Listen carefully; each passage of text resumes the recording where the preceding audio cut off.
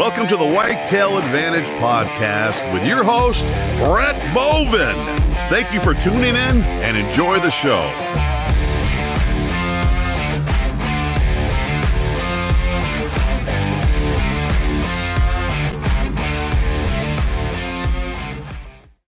What is up, everyone? Welcome to the Whitetail Advantage Podcast. I'm your host, Brett Bovin. Thank you for tuning in. Oh, man, it's good to be back. Yesterday, it was a fun show, and we're back at it again tonight. Anyways, if you're the first time tuning into the show, we do a live show. Well, we used to do it Monday through Wednesday, but we're going to be switching things up. So a little bit of an announcement right there. We're going to be doing a live show on Tuesdays and Thursdays, still at 9 p.m. Eastern time. So still a show, a stay a week, but we're just doing Tuesdays and Thursdays now instead of Monday through Wednesday. Anyways, each day we're going to bring on a new guest, talk to them what it's like to hunt out in that state, and get a feel of what their hunting tactics are like and the overall atmosphere when it's hunting out there in that state as well. I do ask, though, everyone out there to put your quarter in the slot machine. And what I mean by that is to help share the show. I strongly believe hunting is a dying sport, a dying lifestyle, and we need all the help we can get to promote hunting again and get hunting back to where it was. Because if we don't, hunting is just going to be this forever gone thing that's we can't lose. So everyone out there that has been helping share the show and promote the show, we greatly appreciate your support. I can't say thank you enough to everyone out there. If you use the code, let me backtrack with that real quick. We are part of the pro staff with Gilly Puck. So if you use the code GP10, GP10, you get 10% discount off their products. And with that being said, Deucer, let's run a quick little video for them.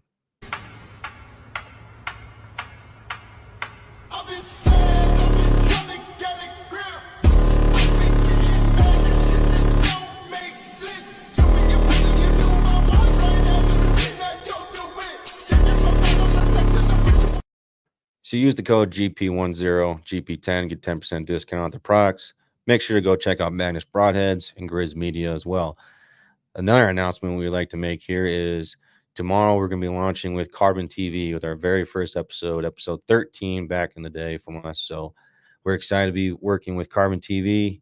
It's a big achievement that we're all excited here at Whitetail Advantage. We're extremely excited for it, and we couldn't do it without everyone out there's support. So I can't say thank you enough.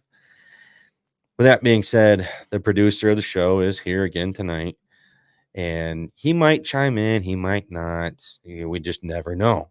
He's there in the background, just lurking like a little creep. Just, no, I kid. Anyways, tonight is episode 83. We're in Montana still, and it's Tuesday, June 25th. So let's head. Our guest brought in tonight, Greg. Hey, Greg. How we doing, guys? How's it going, brother? How was your day today? Today was good, pretty low key. And as you know, we just got back from our cruise in the Bahamas. So getting back to non-civilization. How was it like on a cruise? I swear that's like my top 3 fear is to go on a cruise ever since I saw the Titanic. Well, that was my little boy's concern too. But it was actually, I'm not a big crowd guy. I tend to like to be alone a little bit, but actually had a good time. We went down into the Bahamas, St. Thomas, and had a lot of fun. And you definitely eat, that's for sure. And luckily they had a good workout center on the ship. I could get my lift and running every day. But yeah, you got to watch yourself. Oh, nice. Yeah, my wife wants to go on a cruise, and I know we talked about when we were first dating that she wants to go to Bora Bora. Oh yeah. So, well, I saw a lot of skin that I didn't want to see on a lot of people, you know. Well, Greg, can you give a little background about yourself for people that might not know you?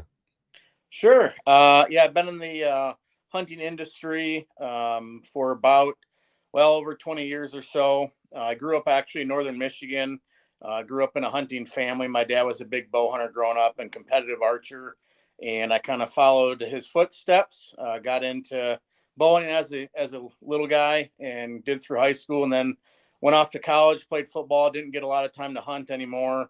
and, kind of got out of it a little bit. And then after after college, got back into it and really focused a lot more on the archery side of it. And in the meantime, I met my wife, and I was a lonely teacher over in the thumb of Michigan and lost my teaching job with budget cuts back early 2000s. And we ended up moving to Montana, and then got big into hunting out here and actually started up a little archery shop. I was a teacher out here. And then let's see, in 2015 or so, we moved back to Michigan, and I took the national sales manager job for Boning Archery in Lake City, Michigan, and did that for about 5 years. And then we've been back in Montana for, almost 5 years again. So it's been a little bit of a juggle, but really glad to be back out here. So many questions now I have. First off, I almost went to Olivet and played football there. But Yep. I guess the first question I want to ask here is, what made you, once you left your job, got relieved of your job here in Michigan, why Montana? What was it about Montana? It was kind of a dumb luck thing. Growing up, I had never been west of Wisconsin, and my wife and I were just married, trying to figure out what to do. We didn't have any kids or anything, and you're looking for a job, and back then you couldn't find teaching jobs. And my wife said, "Hey, why don't we look out west?" I honestly looked up teaching jobs in Montana on the computer, and the first school that came up, I called them. They interviewed over the phone, and next thing you know, we're 1,800 miles away from Michigan. So that's literally how it happened. We moved out here sight unseen and just fell in love with it. Huh. So yeah, we first moved to Northwest Montana, really about 10 miles from Idaho. So we were in the very northwest corner of Montana. And I remember calling the school. We were in Billings, and people that have never been west have no idea how big the state is. And I said, hey, I'll see you this afternoon. She asked where I was, and I said in Billings, which is in the southeast corner. And she said, nope, I'll see you tomorrow. So it's quite a vast state that we live in out here. Yeah, Montana's huge. Greg, this is a deucer. Hey, yeah. Why bows? Why didn't you get into guns or fishing? I grew up fishing. Being an outdoor kid, I always did all that stuff and guns. But I'll be very honest, I grew up in an archery family with my dad. We'd always go, we'd go shooting, all that stuff. Matter of fact, we kind of shot down in your guys' neck of the woods. It used to be Potawatomi Bowman there in Kalamazoo, and we used to go down there for some competitions and things. And I fell in love with archery. I love the simplicity of it. And I really like the intimacy with animals and that sort of thing. You get up close and personal with them. Nothing against rifle hunting by any means. I do a lot of that out here, but just something special to me about archery. Yeah, I only hunt with a bow. I'll never pick up a gun. The day I can't draw back a bow is the day I probably pick up a crossbow, and I hope that day never comes. But that was my dad. He only taught me with a bow. That's kind of been down the generations of the bowman line. Mm-hmm. And when I first started growing up, I had to learn how to shoot fingers. And we kind of made it like a joke into it. It's the bowman law. You only hunt with a bow. You can't ever hunt with a gun, or you get looked at differently. But You're right. I love hunting with a bow because you got to get so much closer with these animals, and just how close you get with these animals. It's just the connection you feel. It's different than using a gun at 100 yards away. Right. Yeah. And kind of like yourself, I grew up, my dad still shoots compound barebow, fingers with no sights. And that's how I grew up. And that's how I got into the competitive part of archery, was through that avenue. And then as equipment has developed, I've gone to more of a technological setup, if you will, with releases and sights and all that stuff. But it's just part of who I am. My son's name is Easton, for goodness sake. So, archery is just part of it, and it's blessedly led into owning an archery shop here in Montana. And, it's just one of those things I love to do. We shoot all the time, and it's something about it that if you haven't experienced it, I encourage anyone to go do that. Now, I'm going to put a pause on this, because I want to backtrack. You said you play football. I'm a huge college football guy. Mm-hmm. What position did you play first off? Believe it or not, I was a long snapper. And then, I played, I think I was a wide receiver my freshman year, and I figured out I couldn't run real well.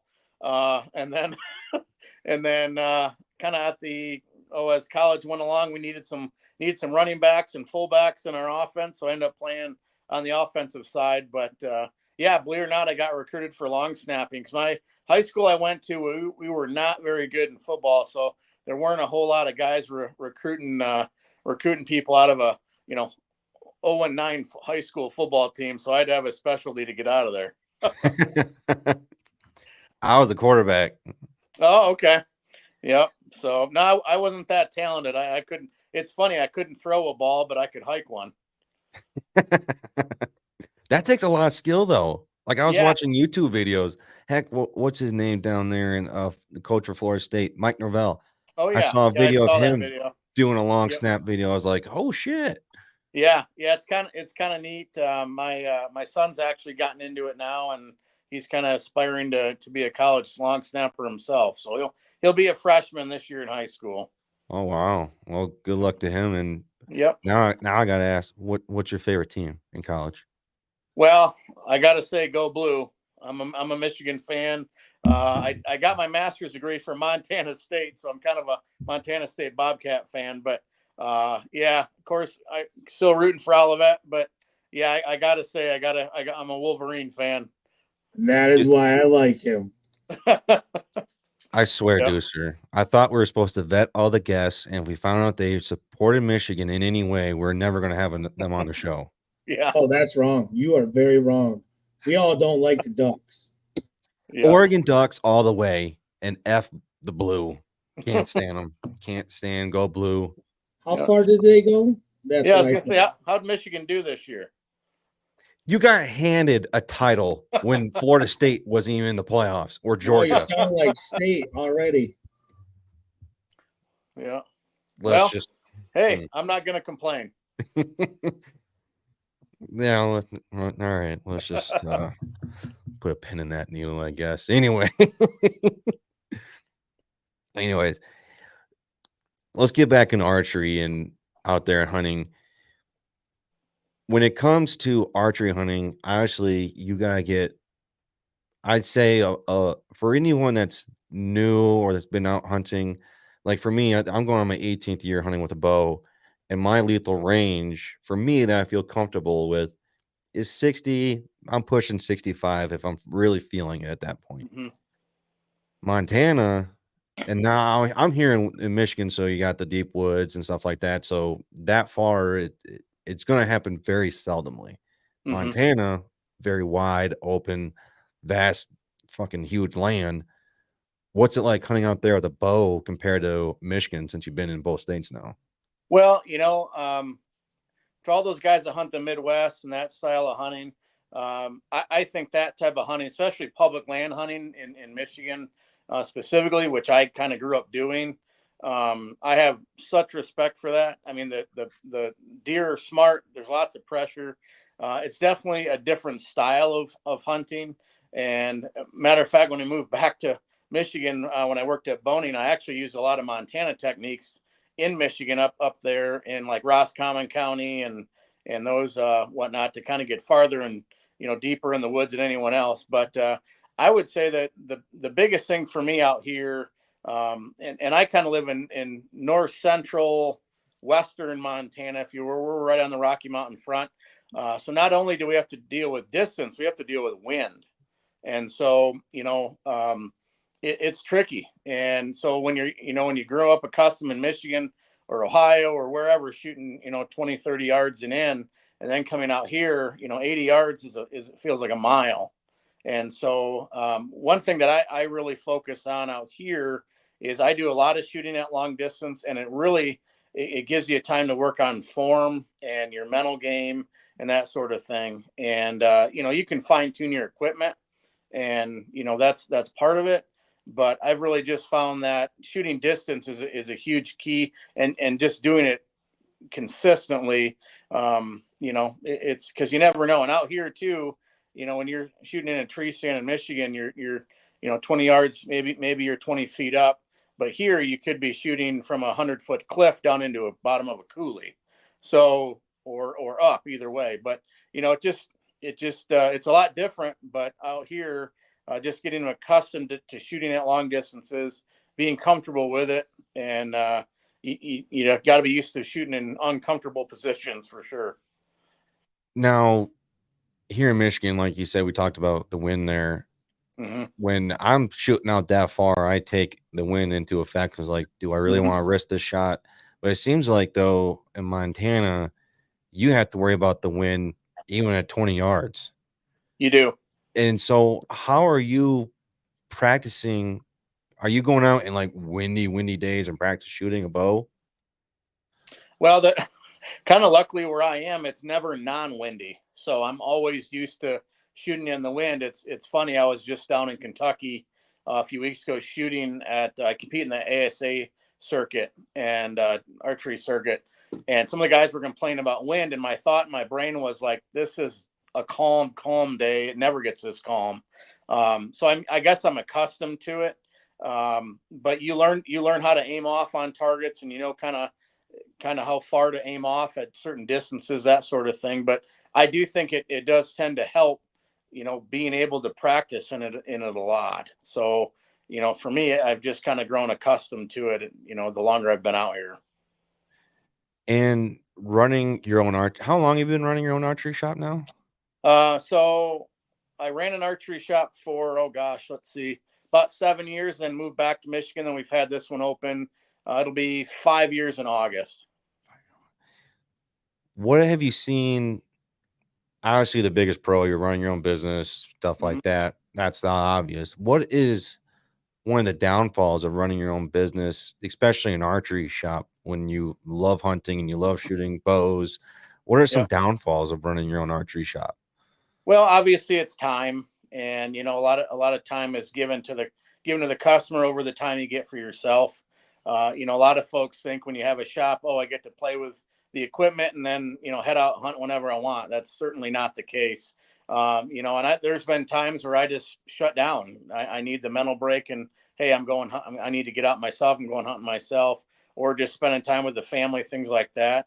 But I think that's the biggest misconception is, I want to get in the hunting industry or run a shop, and you tend to do stuff for everybody else and not yourself.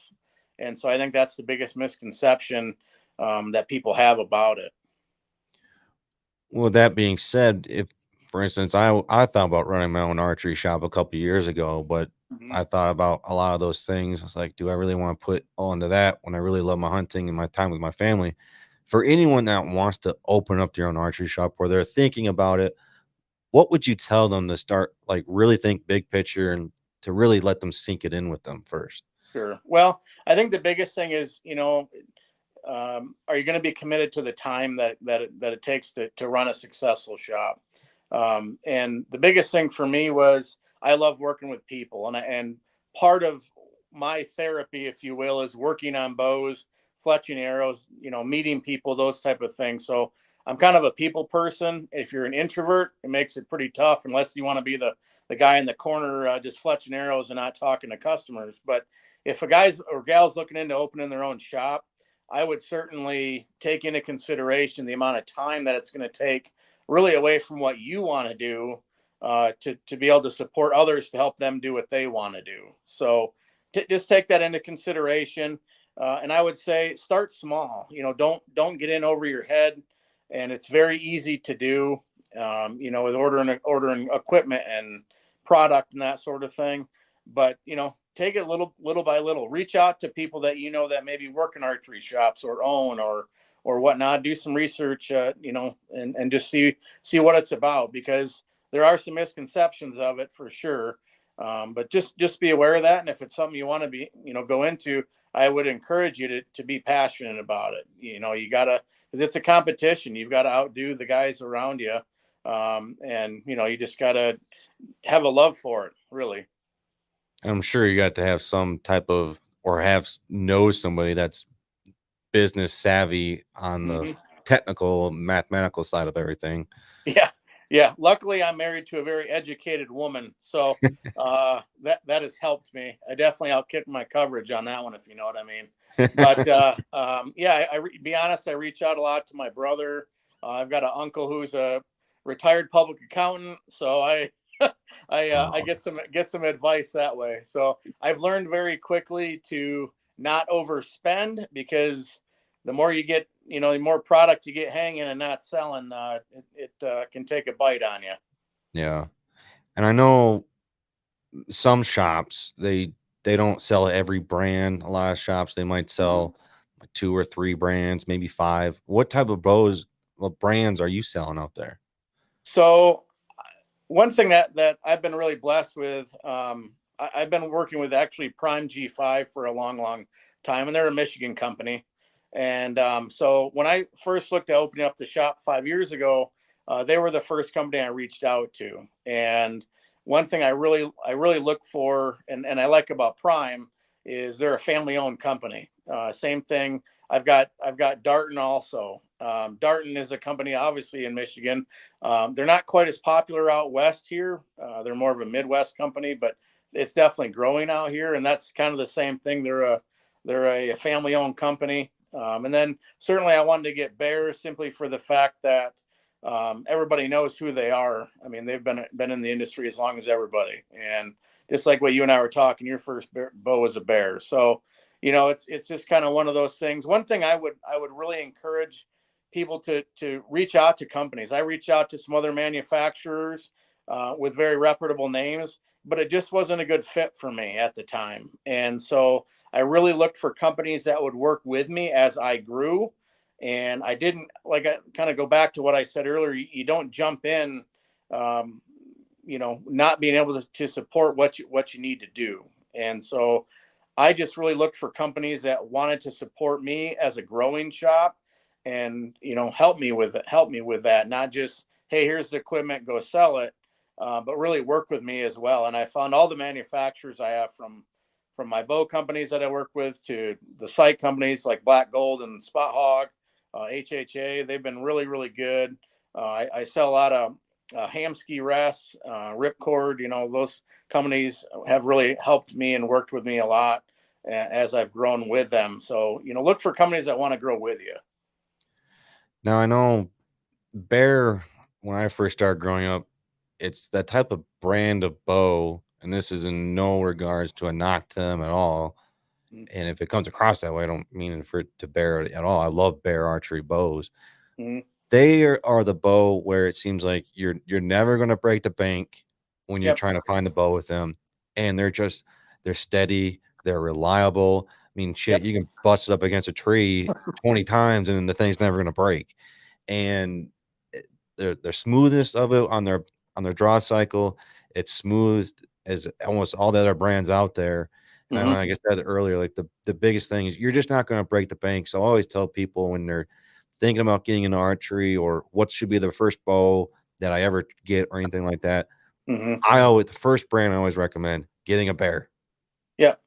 Yeah, and I work with a lot of people that are just getting into archery, and certainly Bear as well as Darton and Prime all offer bows now that are at a good, they're all under $1,000, and all of them have their mainline bows. They're top of the tier type bows.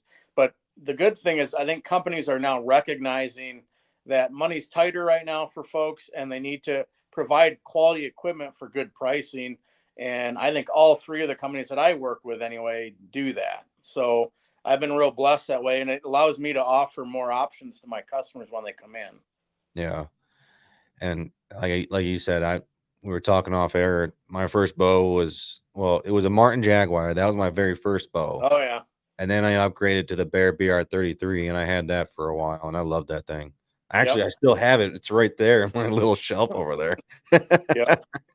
Well, my first bow was a used bow that my dad bought me. It was a Pro Line, if you remember what those were. Those were made in Hastings, Michigan at the time. And so I had a Pro Line, and then I bought a Hoyt Pro Vantage from my cousin.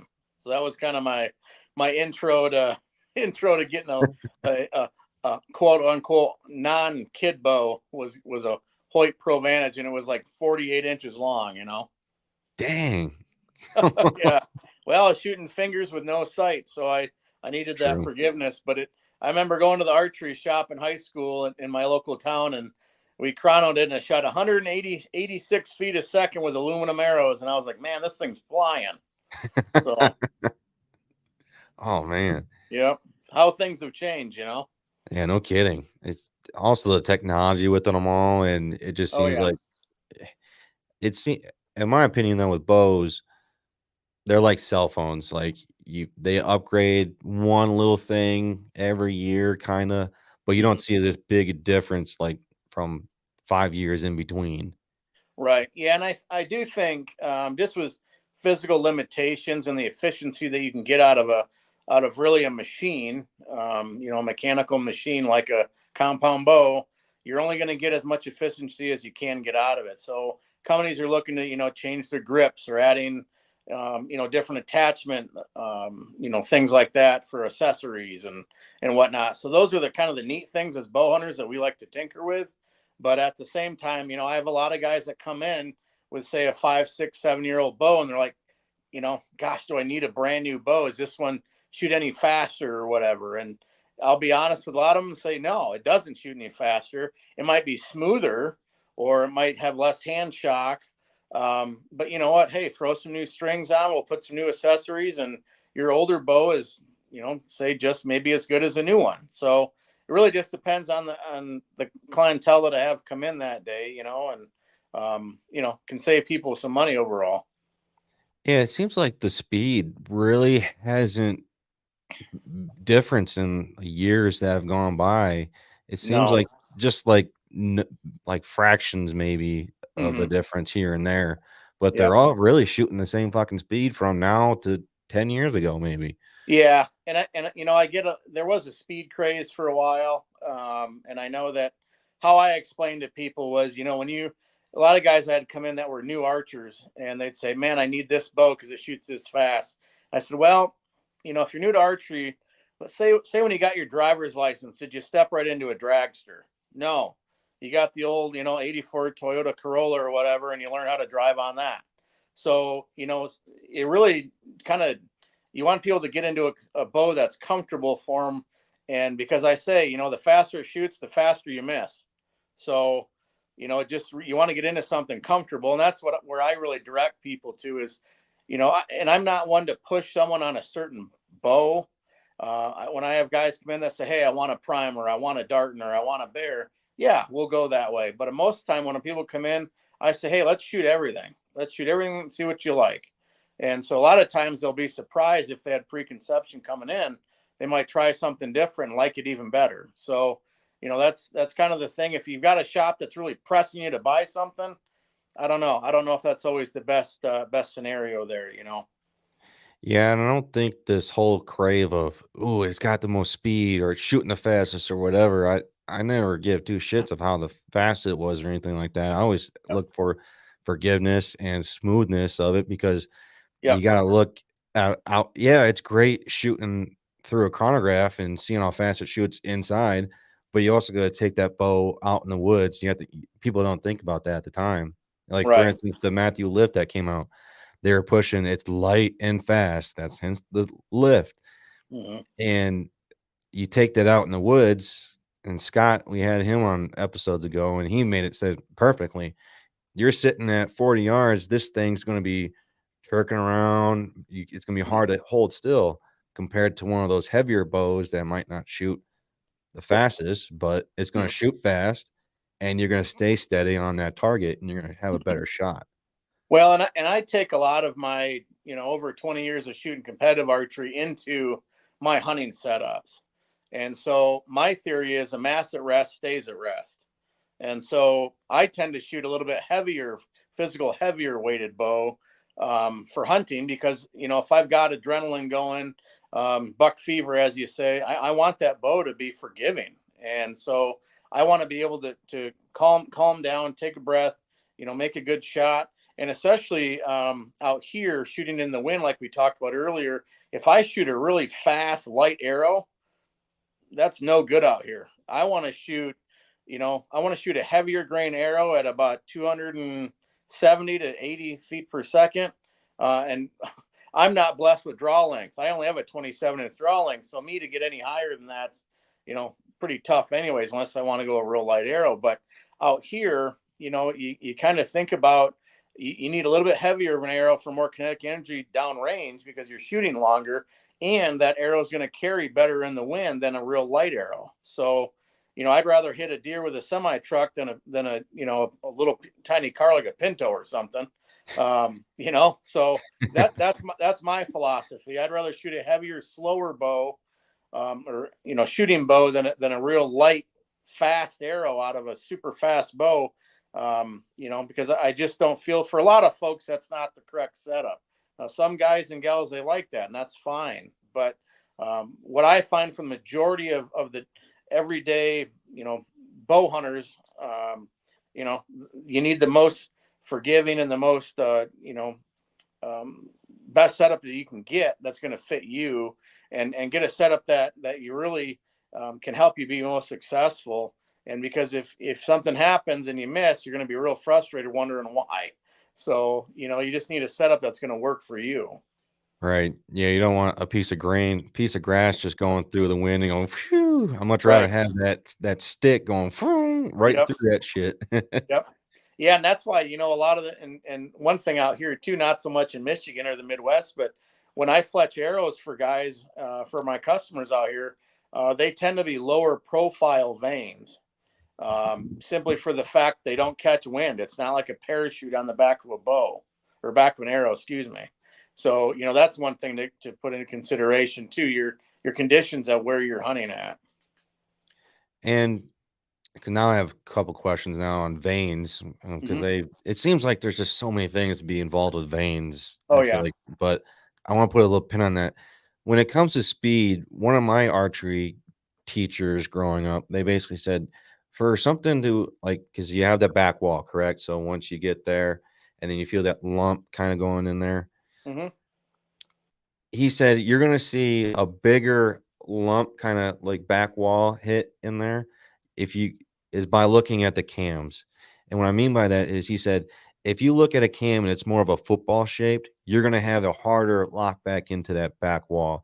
If you see a more of a circular cam, it's going to be just a straight right there, smooth as it can be.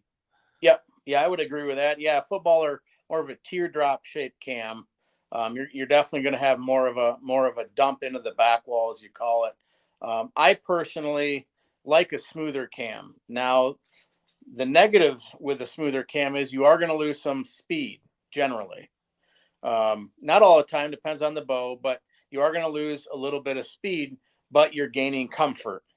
So again, it just really depends, on the setup. I don't personally like a bow that, if I get comfortable, that bow wants to take off on me. I like to sit back and I shoot a thumb button release, and I lock my thumb in, and I don't punch, but I come back and I start pulling, and I try to shoot it as a hinge style as much as I can, because I want a subconscious release. I don't want a release that my brain's telling me to fire. But I want a bow that's comfortable, and also for me, there may be situations, I think most bow hunters that have experiences can relate. You may be holding on an animal for a minute or two, especially when we're elk hunting in Northwest Montana, where it's thick. I mean, you may draw on an elk at 10 yards and you can't see them. It's so thick. So, you're going to want to be comfortable. And then, you owe it to that animal to make the most conscious shot you can. And so I always say to folks, getting a setup that's comfortable for you. Yeah, I think people, when they go to the shop, they're thinking, "Ooh, it's shiny, bright, ooh, yay!" Yeah. But they forget all about what it's like to hunt out in the woods, and think about everything that's involved with it, and think about, all right, well, what if you get stuck in a situation where you're holding back the string for a long period of time? I've been there countless times and gotten pissed off, and my arms shaking. That's my biggest thing. That's one of the first things I think of. How am I going to like this bow sitting right there for 5 minutes? Yep. Yeah. The biggest thing is, I think just, go to your local shop, shoot everything. Don't don't go in there with, hey, I saw an ad for this bow, I got to go buy it. And I will say, in all my years in archery and in hunting industry has gotten really, really commercialized.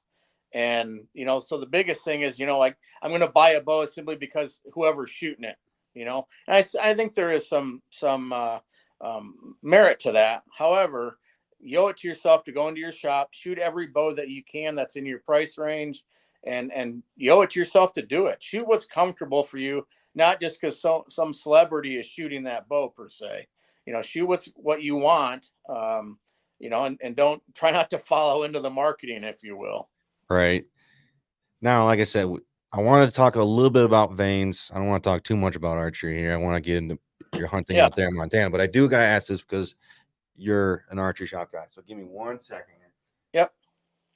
All right. So I have these AAE hybrid vanes. Yep.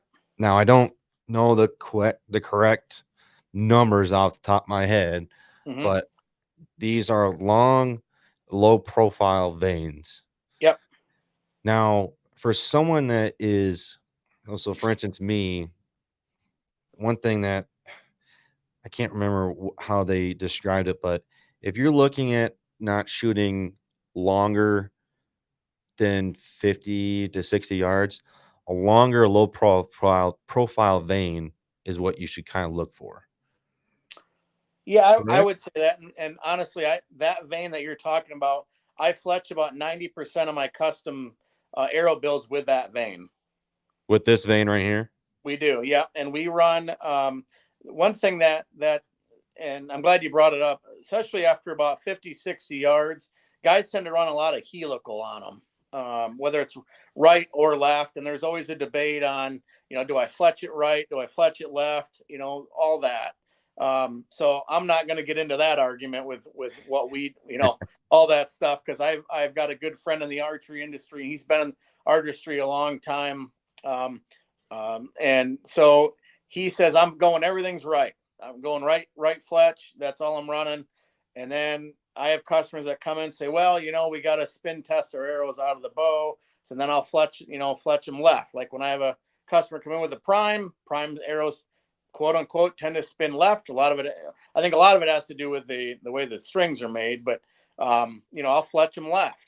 Some guys don't care. Some guys care. So whatever. But what I have found, especially hunting out west and anything that's after distance, if you run anything more like a 3-degree helical, whether right or left, anything out past 50, 60 yards, what happens is that arrow will start to parachute in the back end. And so it kind of, does one of these numbers in the back end, and that causes a lot of accuracy issues. And one, it really slows the arrow down because it's over rotating the arrow, or has a tendency of doing that. So if you're looking at shooting longer distances, I don't go any more than like a 2-degree or 1 degree. I never go straight. So that's really not forgiving. But if you're a guy in the Midwest, if you're hunting, your typical shot is below 50, 60 yards and in, I think 3-degree is fine. If you're looking at shooting 100 yards, over 100 yards, like we do for antelope and mule deer out here, I don't go more than 2, because you're really going to get a parachute effect. And that's why I say we shoot a lot of lower profile vanes out here, because we don't want that parachute effect. If you're going to sit in a tree stand in Michigan and shoot 30 yards, by all means, run a higher profile vane like a blazer vane, with a 3-degree helical on it, and I think you'd be just fine. I did for a long time doing that. But the more and more testing I've done, the more and more talking to, longtime hunters and guys that work in the industry that are Western guys. And my, like I said, my own testing, that's pretty kind of the solution that we found is don't go real aggressive on your helical, because what it's going to do is it's going to create that parachute, and that causes all sorts of accuracy issues downrange. So like in baseball terminology, the arrow is basically doing a knuckleball in the air once it gets past 50 yards. Correct. Yep. It's just like putting a little parachute on the back of that arrow, and you're going to have a lot of steering. It's going to compromise it a lot.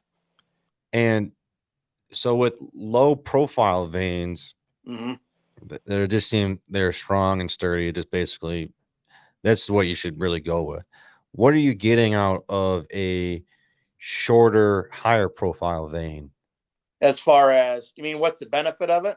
Yeah, because I see a lot of people are going to those blazer veins and they want Yeah. that short, higher profile vein. I never understood why, because it just seems like if you can get a low profile vein, you're going to be consistent more often, it feels like. Well, how you look at it is that it's the height has something to do with it, but also what happens a lot to do with it is the amount of vein material. And so if you take the vein that you're using, for example, and squish it down, this way, it's going to turn into a blazer vein profile. And so Okay. if you pull a blazer vein and you stretch it out, it's going to turn into the profile that you're using, more of that longer, lower profile. So it's kind of the best of both worlds, using that type of vein, because you're not going to get the parachuting effect, but you're also getting the benefits of having enough vein material to steer your arrow.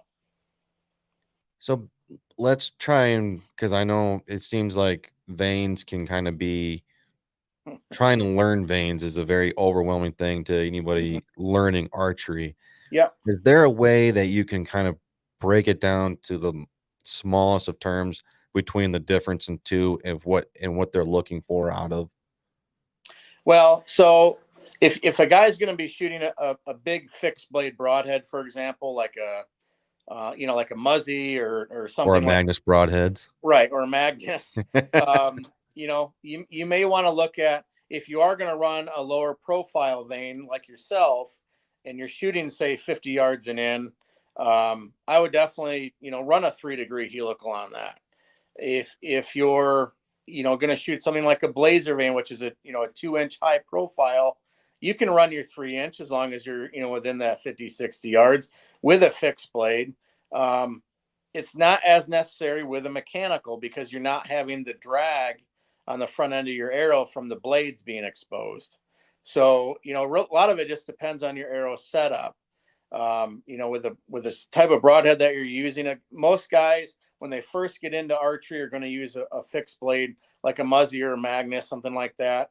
And in that case, try to give yourself as much vein as you can to help steer that arrow to make it more forgiving. So I would say like a AAE high profile or a blazer vein, something like that would be a really good vein for those guys that are getting into it, or guys that are shooting, just a bigger, fixed blade. Yeah, I've been shooting the Magnus Stinger Magnus Stinger serrated blades, the 4 ones. This year I'm going to be shooting the Magnus Serrazer blades, the 4, and I run I believe this was 29 inches long, and I have the low profile AE hybrid veins, and I just do a 2-degree, I believe these are left, 2-degree left helical on these, and that's it. And I shoot out to 60, 65, and I have no issues with them. Yeah. And that's what I said. If you were to run a 3-degree or more aggressive, you might get that parachuting effect. But the setup that you're running, I would set an arrow up the exact same way. I mean, that's a good solid setup. Are you running a 3-fletch or a 4-fletch? I couldn't see. This is 4. I've been running 4 for the last 4 years now, roughly. Okay. Yeah. And I've always ran 3, but I have lots of customers that request 4, just simply for the fact that they feel like they're getting, especially with a bigger, fixed blade, they just feel like they're getting more vein back there, and which is fine. And so for me, I just run the vein that you're running. I just run a 2-degree to the left, because all my primes, when I spin test the arrow, they spin left, and that's just and I use a mechanical too. So I use like the dead meats. Last year I used the mega meats. When I hunted in Alaska, I was carrying the Havocs. So I've used mechanicals, but I did grow up using the old Wasp 4 blades, if you remember those things. Yeah. But just because that's what my dad gave me out of his archery tackle box. But yeah, I would just say to a new archer, keep it simple. Guys that want to play with setups, I would just really look at look at what type of conditions you're going to be hunting into and what your typical, range you think is going to be and what type of broadhead you're using. That was a question. Was I know it seemed like, and I feel like Levi Morgan was the one that kind of Levi Morgan and that guy. I'm drawing a blank right now. He worked with Gold Tip. Oh, Tim Gillingham. Yeah, I Yep. believe those two kind of were the frontiers in four-fletched arrows. Yeah, so I've known Tim Gillingham. I've been blessed to work with Tim. When I worked at Boning, I would actually go out and visit him because we sold vanes to Gold Tip at the time when I worked there. So Tim is a very well-respected guy in the industry. Anyone that's listened to Tim knows he's very opinionated. So one of the rumors, it's funny, one of the rumors that I heard when they went to the four-fletch, because they were one of the first companies to four-fletch stock arrows coming out of a manufacturer. The thought was they did it simply to sell more arrows because, hey, it's something new. We got to sell something to a consumer. And then as someone that worked for a company that made vanes, I liked that. So it was a good thing. But I do, for certain setups, I do think that there is a benefit to shooting four. You have to shoot a drop away rest. You can't, if you're shooting a whisker biscuit, I would argue that it creates more drag going through the whisker biscuit. Or if you're shooting like a lizard tongue release or that doesn't drop away, you're going to have some clearance issues possibly. So, just kind of depends on what you like. I personally never ran four. I've always ran three. So I've never had any steering issues or anything like that. So I guess I haven't broken what's worked. So, and I never had any issues with three. I just was trying out four for a couple. I tried it for 1 year, and then I was like, all right, I'm going to try it again for next year. And really, I just never really saw a big difference. I mainly now do it only because I'm attention to detail, and I feel like if I don't cover each little box, then that's why I've been doing it. And I'll make this quick with this comment is you hear about how they're spinning off of the string based off of or it's which way it's strung by the company, or right. the other one was how the arrow was made. I know those are the two main ones, and honestly, I didn't started doing that till like a couple of years ago. You're really not going to see a huge difference whether you're putting your vanes on either which way. Right. It's mainly just of your own personal preference of do you feel like it's going to improve you or not. And really, at the end of the day, I don't see one, especially if you're hunting out here in Michigan, Illinois, and all these states out here, and you're not shooting past 50 yards. Who the fuck gives a shit, in my opinion, basically. Well, and like I said, I've got a friend that works for an archery manufacturer. He's been in the industry a long time. The dude is a straight up, I mean, he's amazing bow hunter, and he's gone to Africa, hunts all over the world. I mean, he shot, I don't even know the last time he shot an animal with a firearm. And he always says, I'm fletching right. And this guy is one of the best bow tuners I know. And you're not going to argue with him to fletch left because he's fletched right and it works for him. And he shoots all sorts of broadheads. I mean, I've talked to him about numerous conversations. Matter of fact, him and I had a conversation last fall about my setup. Hey, should I try this? Should I do this? And as archers, we're always tinkering with stuff. But again, he said, hey, I'm always fletching right. And you know what he said about it? I don't have to worry about my field tips unscrewing when I'm practicing because they always screw into the right. And so he said, when you're shooting arrows spinning left, they're going to come loose. And he goes, that's just straight up annoying. So that's his argument, I guess. But he, coming from a guy that's shot, I don't even know how many hundreds of animals with archery equipment, I'm not going to argue with him. Yeah, I wouldn't either. When you're out there hunting in Montana, for someone that wants to come out there for the first time or anything like that, when their goal is to just do it with their bow, or for me that only hunts with a bow, what would be some advice that you'd give them that they would need to know going out there?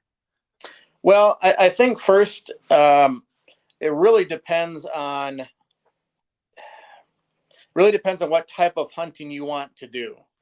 Do you want to hunt guided? Do you want to hunt unguided? Do you want to be, have access to property and have someone say, okay, go hunt this property? Are you comfortable with reading maps? Are you comfortable with, hunting big parcels, small parcels? So a lot of it has to do with that. And I will tell you, it can be extremely overwhelming. And so one thing that I still use all the time is I go on to the Montana Fish, Wildlife, and Parks website.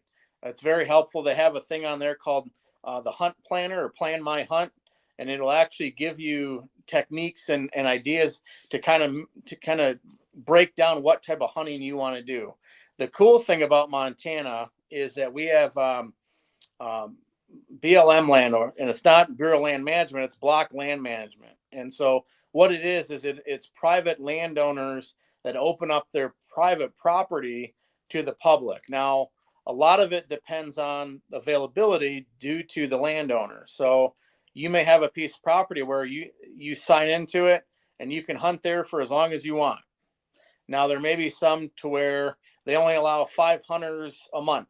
So it is up to you to know what type of property it is. But, it can be very overwhelming, if you're someone coming from the Midwest. But again, use that website, Montana Fish, Wildlife, and Parks. I'd be open to talking to anybody. I've talked to lots of folks over the years that are wanting to come out. But, call the biologists. I mean, they're very, very helpful out here. And, people out here welcome it because, out-of-state hunters are a lot of our state income. So, we need that as a state. So, it can be overwhelming, but just call and talk. And I would say, don't make a quick trip out of it. Plan to have a good, few months of planning before you come out here, and not just, hey, let's drive to Montana. So it can get, you can get into yourself in a situation out here that you don't want to be in, as far as just safety when you're out in the field. For someone that's been out there or wanting to come out there and start hunting, Mm-hmm.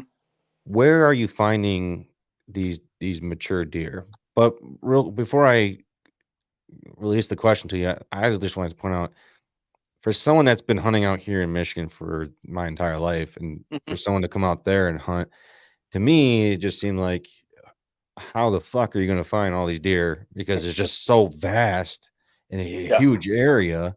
Mm-hmm. How are you going to pinpoint where they are at? Because here in Michigan, like, you grew up here, you have an idea. You only have to worry about 80 acres. All right, they're going to bed there, they're going to food there, and I got everything figured out. Mm-hmm. You go out west, they could bed anywhere, they can feed anywhere. How Right. are you finding these areas? Where should people look?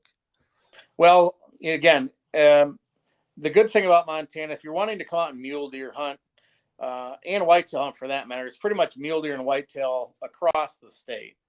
And so I imagine that most folks, when they come out, being from, say, Michigan, you don't want a whitetail hunt, you want a mule deer hunt. And so what I look for is just kind of figure out maybe where you want to go in the state. Eastern Montana is kind of, if we look at like the southeast part of the state, is extremely open, very, very sparse, vegetation, trees, that sort of thing. It's I guess as a desert, as you could say. The northeast part of the state is kind of the same way, but you've got more rivers up there, such as the Milk River and that sort of thing. You've got the CMR Russell, Missouri River Breaks, like everybody hears about. It's real famous. Good elk hunting in there. A lot of those are draw only areas. And that has a lot to do with it also. Northwest Montana is like hunting a rainforest. It is tight. You may go, which I have gone a week of hunting and not even seen an animal. So if you're a guy that wants to go out and wants to cover a lot of land and see a lot of animals, look at, the southwestern parts a little bit more, north central, basically the most dense forested areas in the state are going to be pretty much anything west and north, in Montana, anything west of the Rocky Mountains, if you will.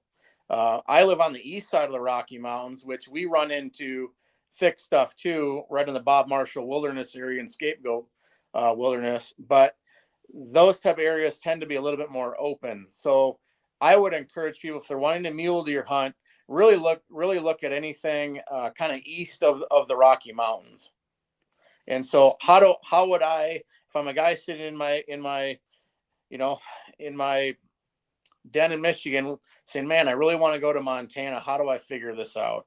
Montana is divided into different regions. And so if you look at eastern Montana, which is like region 7, you can go and just search those areas. Now, a region in Montana is going to be about half the state of Michigan or a quarter of the state of Michigan. So you have a lot of land to hunt. It's not like you're going to narrow it down to an 80-acre piece of property. You want to go and find an area to where you can cover the most amount of land with accessibility, such as block land management, public land, that sort of thing. And I've shot a lot of nice bucks on public land. But the theory is the same kind of thing as in Michigan. The farther you're willing to go, the better your chances are going to be. And so you have to put that into consideration, but I would look at areas that have a lot of public access. I know lots of guys, myself included, that have killed a lot of nice animals off public land. So look for those type of big parcels of land. And again, go onto that hunt planner, look on the website. You can narrow it down. And Montana is very strict about their laws, but they're precise about their laws. They're not real black and gray. They're real black and white in their laws. And so, you'll be able to find out, hey, where I can hunt, when I can hunt it. Is it a draw only area? Is it not a draw only area? But you have to do that research on your own, because if you get caught in a situation where you're hunting a restricted area or an area that, hey, may have met a quota or, has a special draw tag and you're in there and you shoot something, Montana takes it very seriously, so it's up to the landowner or up to the hunter to know where they are. One thing that when I first moved to Montana that was really interesting to me was when I grew up in Michigan, everybody posted their property. There's posted signs everywhere.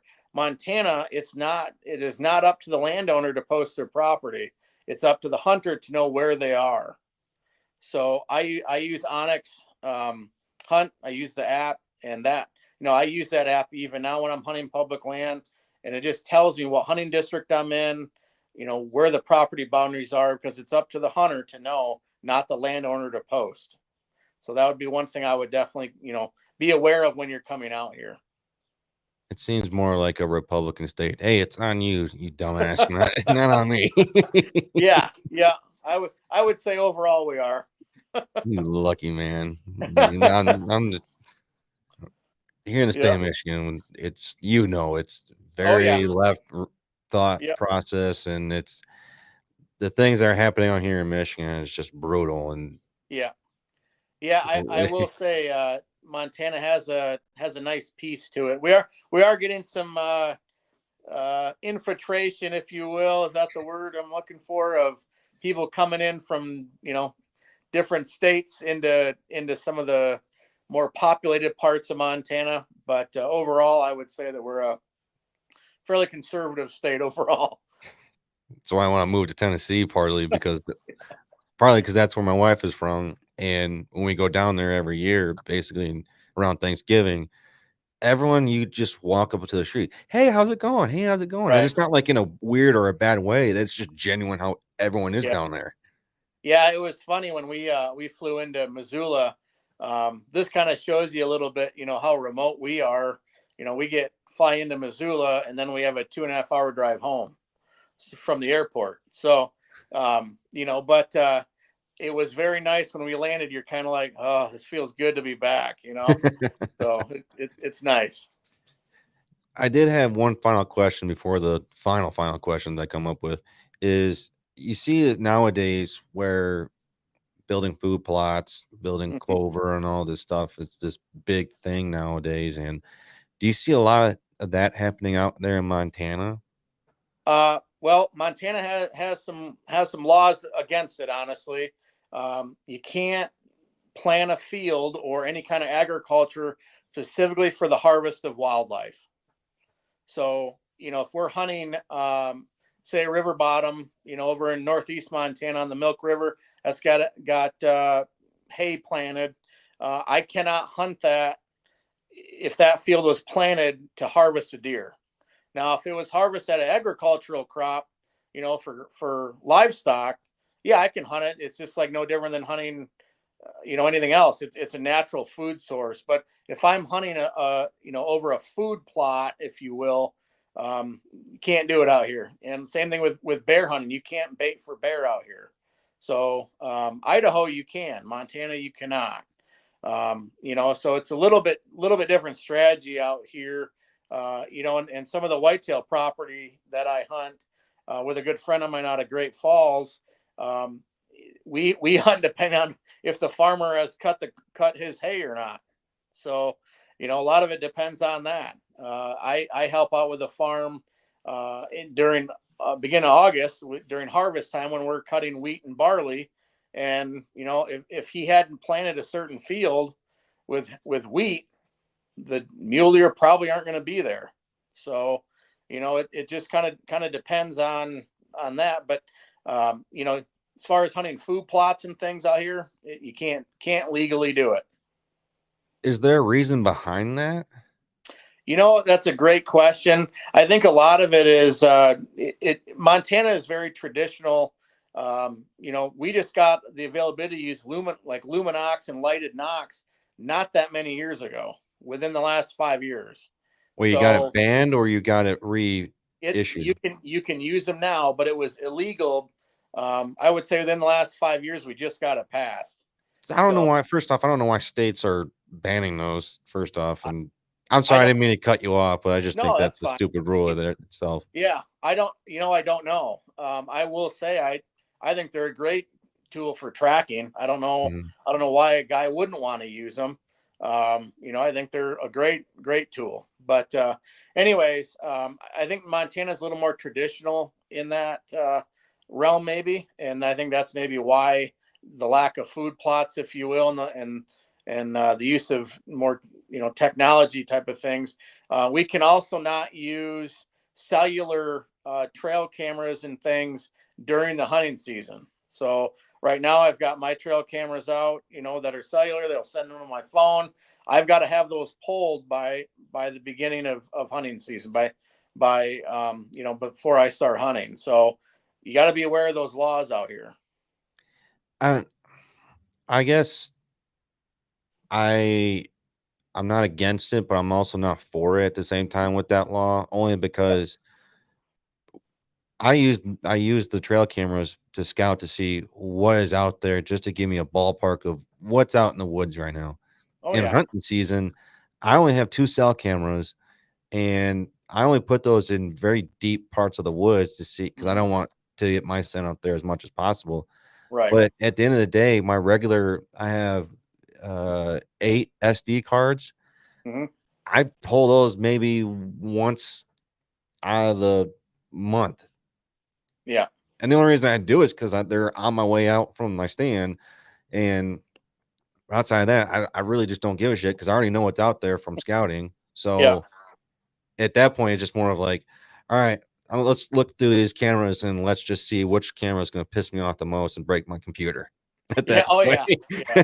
Well, and when I hunted in Michigan, I tended to hunt a lot of swamps and things like that. Where I had to put hip boots on to get back to them, areas like that. And so, I was the same way. I didn't want to go busting back in there and putting scent all over the place. Because the deer in Michigan, and I don't care who says it, but hunting in Michigan is some of the hardest hunting I've ever had to do.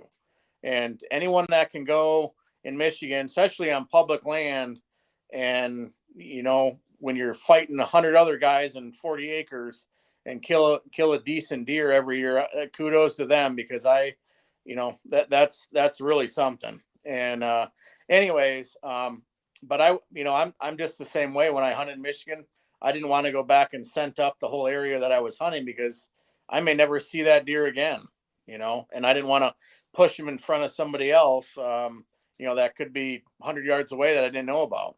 So, yeah.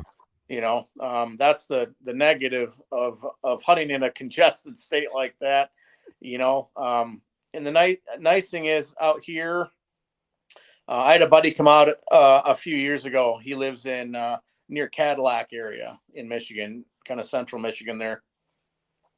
And he was blown away just by the vastness of the area. He said, I never thought I could see this far.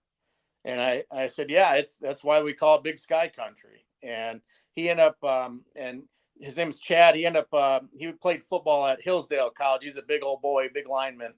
And he was huffing and puffing all over the mountains. And he ended up shooting a really, really nice, about 170-ish muley, actually the opening morning. When I first talked to him, he's like, yep, I'm going to shoot anything that's legal.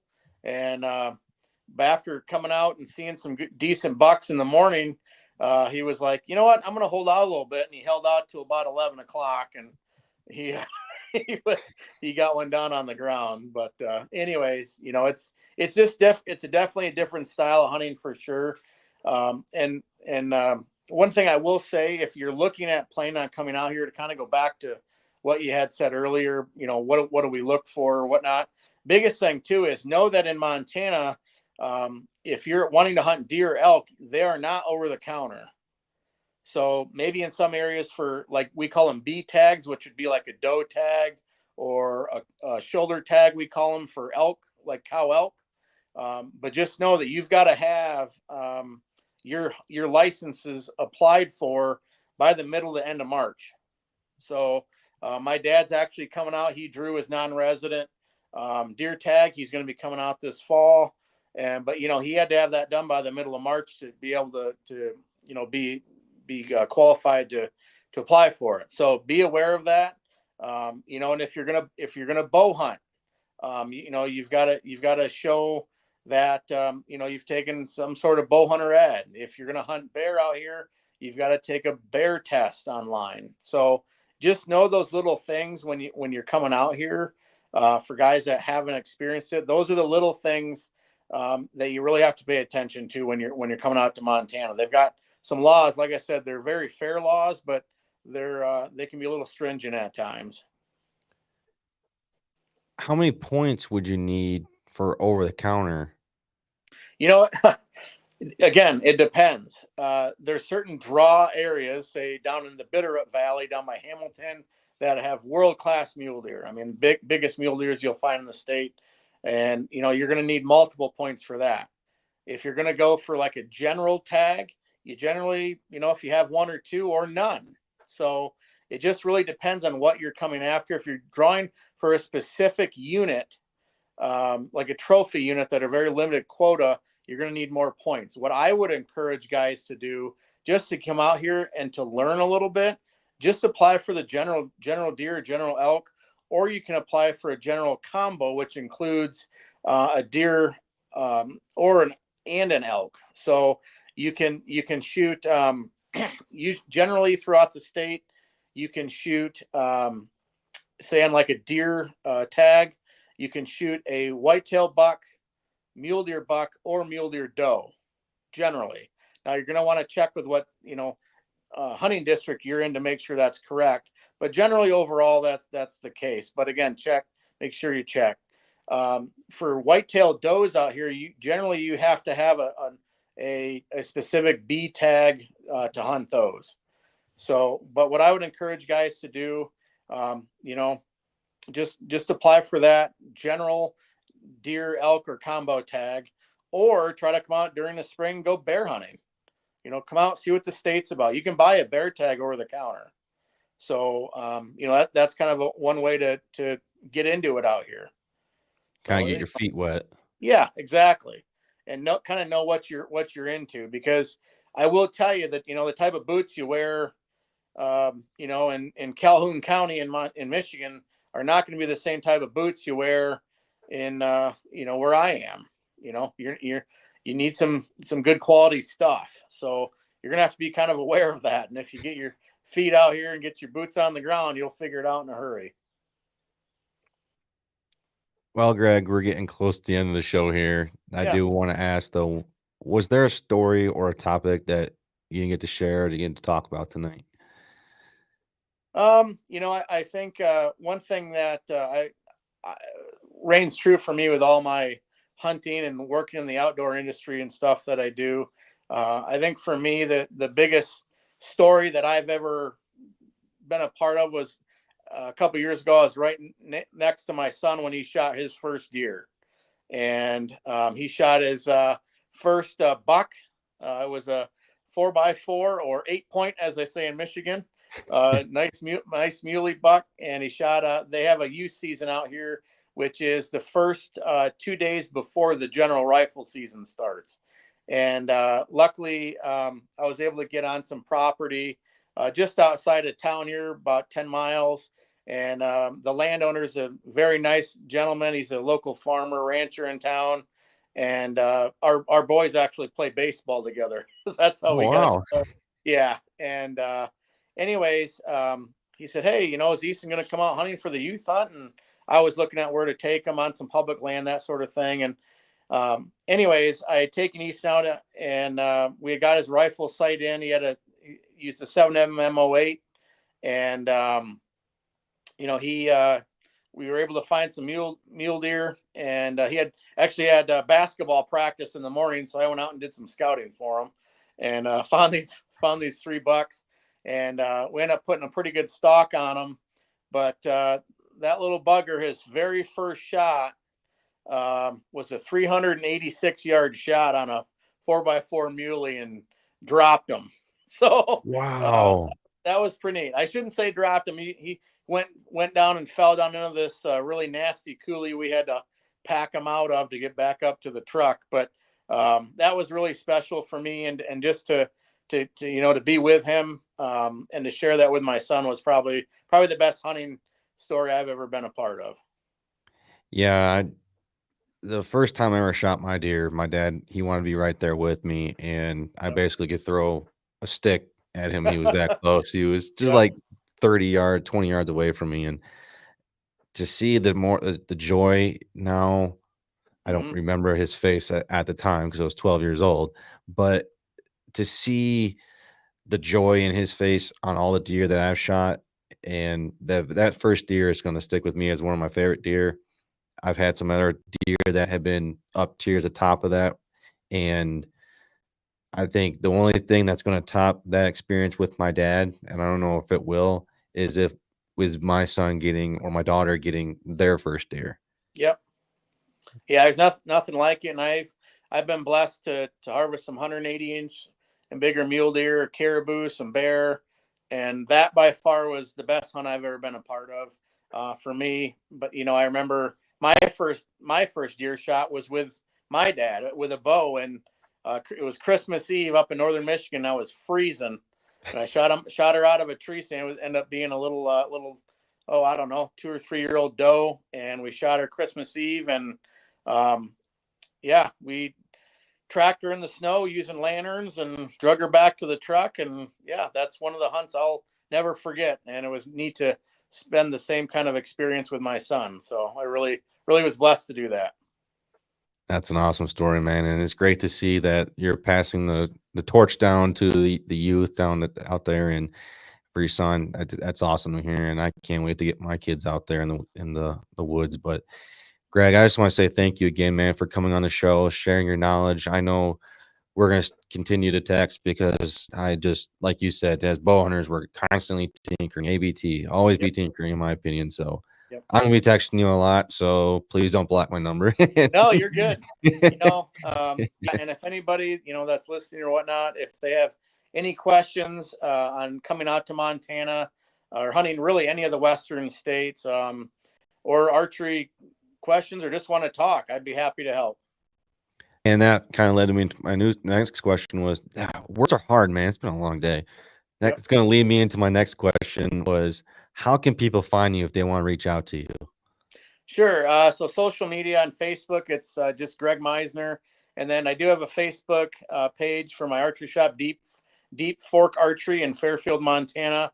And then we're also on Instagram at Greg Misner and at Deep Fork Archery. All right. We'll make sure to try and get those uploaded for when the podcast episode gets released. But again, Greg, I just want to say thank you for taking time on your busy day and coming on the show. I greatly appreciate it. And I can't say thank you enough, man. So I hope you have a good rest of your night. And again, thank you for coming on, man. Hey, thank you guys. And have a good evening. All right. Talk to you later, Greg. All right. Oh, man. There we go.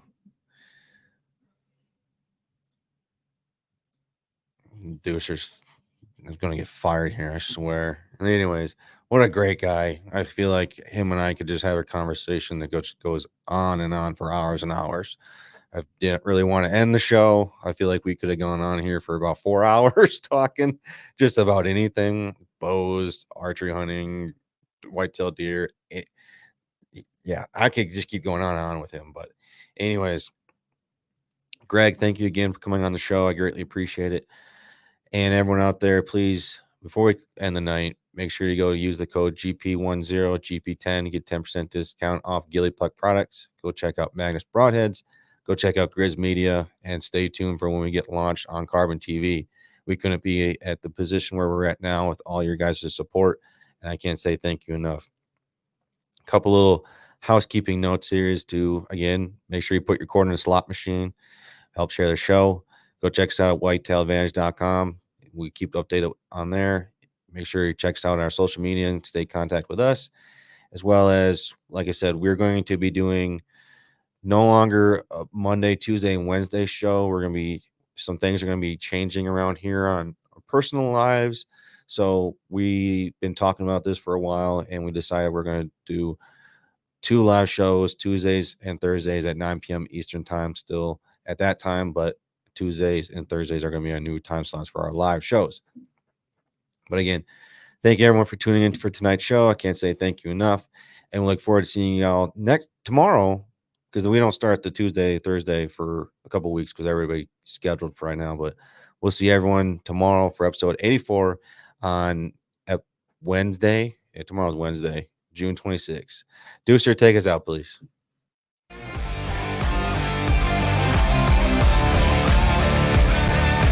Thank you for tuning in to another episode of the Whitetail Advantage Podcast.